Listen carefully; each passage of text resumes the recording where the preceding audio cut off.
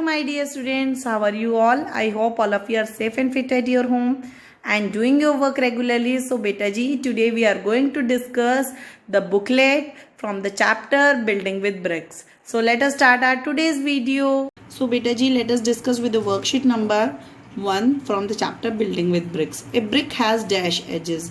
जैसा कि हमने क्लास में डिस्कस किया था, ब्रिक की शेप क्या होती है बेटा जी? क्यूबॉइडल शेप होती है ना? तो इसके एजेस कितने होते हैं? एजेस का मतलब जो दो फेसेस को जोड़ती है उस साइड को हम बोलते हैं एजेस। जैसे ये वाली साइड है जो कोई भी दो फेसेस को जोड़ती है, जैसे अगर ये है एक फेस और एक फेस ये है, तो इनको जोड़ने वाली ये वाली लाइन क्या कहलाएगी? एज कहलाएगी।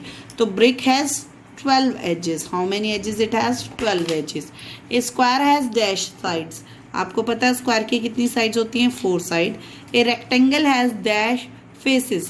बेटे जी रेक्टेंगल जो होता है ना उसके फेस तो 0 होते हैं, लेकिन सरफेस हम कह सकते हैं कि रेक्टेंगल का सरफेस होता है, बट फेस को हम कंसिडर करते हैं 0।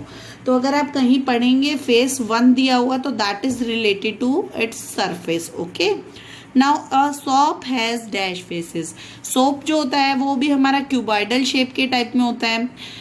कुछ सोप्स के डिजाइन ऐसे होते हैं but it is in a cuboidal shape. तो हम इसके कितने फेसेस लेकर चलेंगे? 6 फेसेस।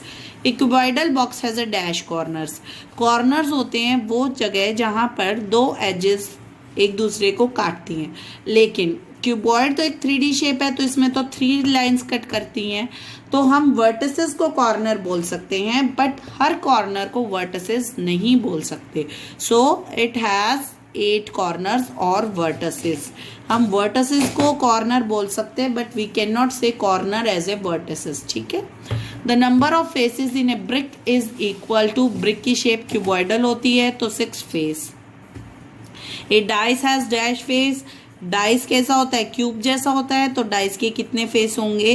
6 फेस। ठीक है। A brick is a dash dimensional object. कैसी है ब्रिक? 3 डायमेंशनल ऑब्जेक्ट, क्योंकि हम ब्रिक को एग्जैक्टली सेम ड्रॉ नहीं कर सकते पेपर पर, और जिनको हम पेपर पर ड्रॉ नहीं कर सकते, जिनकी कोई ना कोई थिकनेस होती है, वो 3D शेप्स होती हैं। A triangle has dash sides. आप सबको पता है 3 sides. A triangle has 3 corners. Now we will form the smallest and greatest 6 digit number. बच्चा जैसा कि हमने क्लास में डिस्कस किया था कि ग्रेटेस्ट नंबर जो होते हैं वो 9 की सीरीज के होते हैं और स्मॉलेस्ट नंबर जो होते हैं वो 10 की सीरीज के होते हैं हमेशा, है ना? तो जब भी आपसे डायरेक्ट पूछा जाएगा डिजिट्स दिए बिना, तो यू विल राइट द 9 वाली series.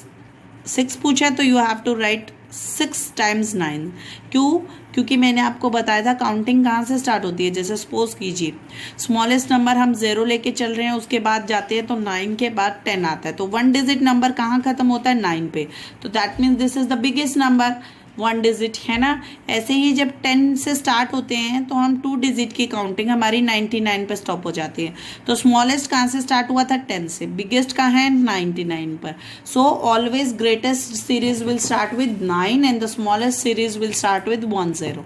Now when the digits are given ना, तो स्मॉलेस्ट को किस में अरेंज करते हैं? असेंडिंग ऑर्डर में, और ग्रेटेस्ट को अरेंज करते हैं डिसेंडिंग ऑर्डर में। तो जब हम इसको स्मॉलेस्ट को असेंडिंग में करेंगे तो आप बोलेंगे कि मैम दिस इज 0 4 5 8 9, बट बेटा when you add 0 in the first place ना, तो ये कितने डिजिट का रह जाएगा?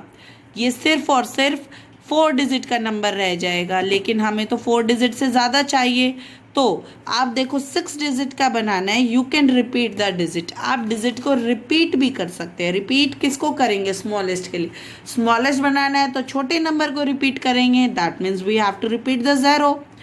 पर जब 0 हम आगे लगा देंगे तो it will be counted as a none of the digit, वो डिजिट काउंट नहीं होगा। तो we will exchange the place of the first digit with the second digit. तो वी विल राइट 4 0 0 5 8 9। अब ग्रेटेस्ट बनाना है तो हम किसको रिपीट करेंगे? हम ग्रेटेस्ट में सबसे बड़े नंबर को रिपीट करेंगे, that is 9। So 9 9 8 5 4 0। Now coming to the next, again we have to repeat the digit. So we will repeat 0 and we will repeat 1. ठीक है ना? क्यों? क्योंकि ये तो 4 ही डिजिट है, हमें 6 बनाने तो 2 डिजिट्स को रिपीट करना है। So I will write 1 0 0 1 2, 3. Now for the greatest digit I will repeat the greatest number, that is 3 and 2. So 3, 3, 2, 2, 1, 0. Okay. Now write the short form for the following. आप सबको पता है शॉर्ट फॉर्म कैसे लिखते हैं. Ones, tens, 100, 1000, 10,000, lakh, 10 lakh. So this is the 10 lakh place. Ones, tens, 100, 1000, 10,000, lakh, 10 lakh. Okay, now 9 for the 10 lakh. Ones, tens, 100, 1000, 10,000, lakh. So the lakh for 9 and ones 10,000. So you will write 1 for the 1000. 10,000 के लिए कुछ नहीं है तो you will write 0. 90 that is for tens है ना. 100 के लिए कोई नहीं है then again 0. ones के लिए भी कोई नहीं है then again 0. अगर आप नंबर नेम से न्यूमरल में आना चाहते हैं तो आप प्लेसेस लिख के करेंगे तो बेटा it will be more easier for you. आप अदरवाइज कोई ना कोई नंबर स्किप कर देंगे. Ones, tens, 100, 1000, 10,000, lakh. So you will start with lakh. 8. Now this is for 100th place so you will write 4. Now जो बीच के प्लेसेस है 1000, 10,000 वहाँ कुछ नहीं है तो you will write 0. Now this is for ones so you will write 3. Tens के लिए you will write 0. So beta ji, now in the worksheet number 2 you have to put the commas and write the number name in Indian place value system. आपको पता है Indian place value system क्या होता है. ones, tens, 100, 1000, 10,000, lakh, 10 lakh and crore. So when you will insert the commas will be inserted according to the periods. Period कौन कौन से होते हैं Indian system में. ones, 1000, lakh and crore. These are the period in the number system. तो जब आप once करेंगे तो वंस, टेंस, 100, 1000 के लिए 1000, 10,000, lakh के लिए lakh, 10 lakh, करोड़ के लिए crore and 10 crore. These are the places and periods according to the Indian place value system. So you will insert the commas 3, 2, 2. So this is 7 crore, 77 lakh, 77,707. So when you will write 7 crore, 77 lakh, 77,000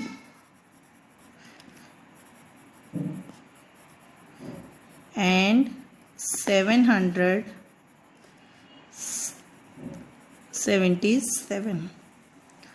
So now I will tell you orally how to write the numbers in a number system.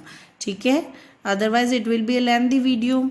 ones, tens, 100, 1000, 10,000, lakh, 10 lakh and 2 crore. So you can write 2 crore और उसके बाद सब zeros है. जब सभी places पे zeros है तो you can write nothing in that place. You will directly write the last place 9. This is 2 crore 9. So for this ones, tens, 100, 1000, 10,000, lakh, 10 lakh and 5. So you will write 5 crore. This is ones, tens, 100, 1000, 10,000. So this is 23,000. This is 23,000. Now 600. 100 के बाद कुछ नहीं है तो you will write nothing.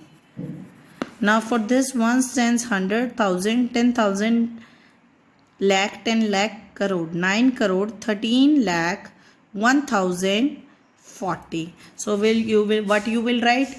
9 crore, 13 lakh, 1,040. Now for the international system. जैसे Indian system में periods होते हैं वैसे ही बच्चा इंटरनेशनल में होते हैं. लेकिन इंटरनेशनल में होते हैं ones, 1000 and million period. These are in the international system. Ones के प्लेसेस होते हैं ones, tens, 100, 1000, 10,000, 100,000, then million, 10 million, 100 million. क्योंकि इंटरनेशनल सिस्टम क्या कहता है सबकी डिस्ट्रीब्यूशन 3-3 पे चलेगी. तो यू विल insert the commas according to 3-3 places. Now you will write the place values. Ones, tens, 100, 1000, 10,000, 100,000, million, 10 million. So another number name for this is 83 million, 833,783. How you will write? You will write like this: 833,783. Okay, now for this again, 26,983,100. For this you have to write 96,522,111. And for this, when you will write, this is 4,20,170. So you will complete this number name according to yourself and submit it. Okay.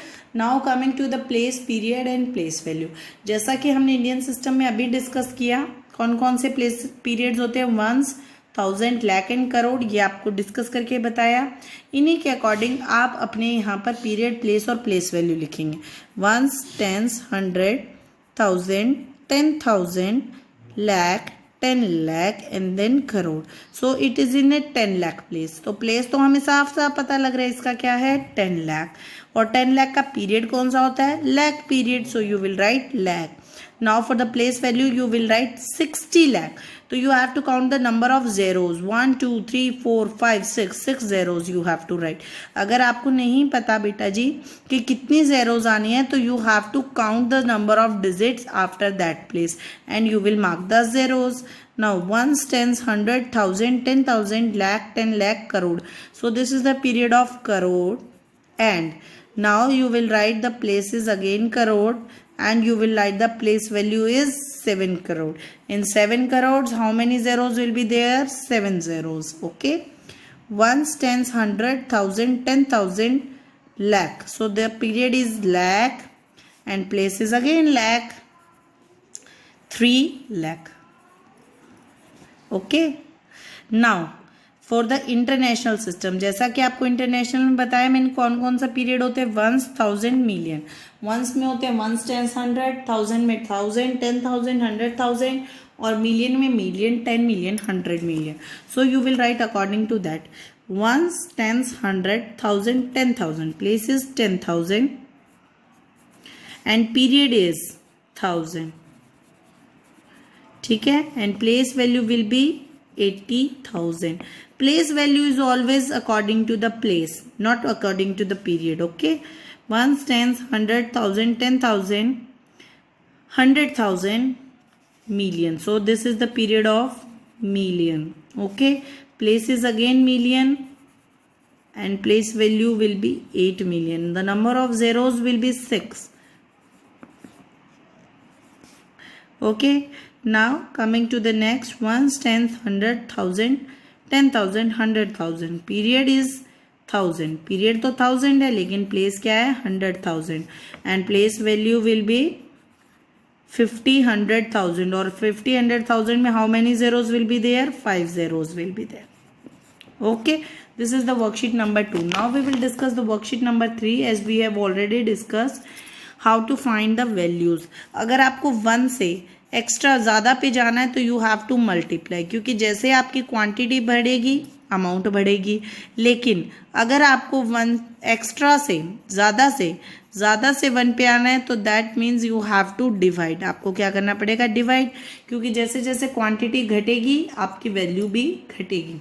Now the brick cost of 1 brick, एक brick की cost 500, sorry, if A brick cost भी 1, अगर एक brick की cost 1 रुपी है तो 500 की कितनी हो जाएगी, 1 मल्टीप्लाई विथ 500 गिव्स यू ₹500. ऐसे ही अगर एक ब्रिक की कॉस्ट 2 है तो 1000 की कितनी हो जाएगी, 2 मल्टीप्लाई विथ 1000, क्योंकि हर बार हमारी क्वांटिटी इंक्रीज हो रही है तो अमाउंट भी इंक्रीज होगी. Now if it is the cost is 5 rupees, what will be the cost of 2000, 5 multiply with 2000 gives you ₹10,000. 3 rupees है तो 4000 की कितनी हो जाएगी, 3 मल्टीप्लाई 4000 gives you ₹12,000. ठीक है. If the cost of 1000 brick is ₹3000, what will be the cost of 1 brick? Now we have to come on 1, that means we have to divide. तो 3000 को किससे डिवाइड कर दें? 1000 से. तो we will get ₹3 for 1 brick. ऐसे ही अगर 2000 bricks की अमाउंट आपको दी हुई है और 1 की निकालनी है, then again you have to divide 8000 divide by 2000. So you will get ₹4. Now 200 brick की कॉस्ट 600 रुपीज दी गई है, तो 1 brick की, then again you have to divide 600 divide by 200. You will get ₹3. Now you have to complete this table. The number of bricks are given and the cost is given. You have to find the cost of these number of bricks. अगर 1000 की 6000 है तो 500 की कितनी हो जाएगी? देखिए 1000 से 500 पे आने के लिए हमने ब्रिक्स को क्या कर दिया? आधा कर दिया. अगर हमारी ब्रिक्स की क्वांटिटी आधी होगी है तो कॉस्ट भी क्या हो जाएगी? आधी. तो जैसे ही आप कॉस्ट को डिवाइड करेंगे 2 से, यू विल गेट 3000 रुपीज. 2000 से आप 1000 पे आए, फिर से क्वांटिटी आधी होगी तो अमाउंट भी क्या हो जाएगी? आधी. सो यू विल पे 9000 रुपीज. 6000 से 3000, दैट मीन्स फिर से half, then you have to divide with 2, that means 12000 you have to pay.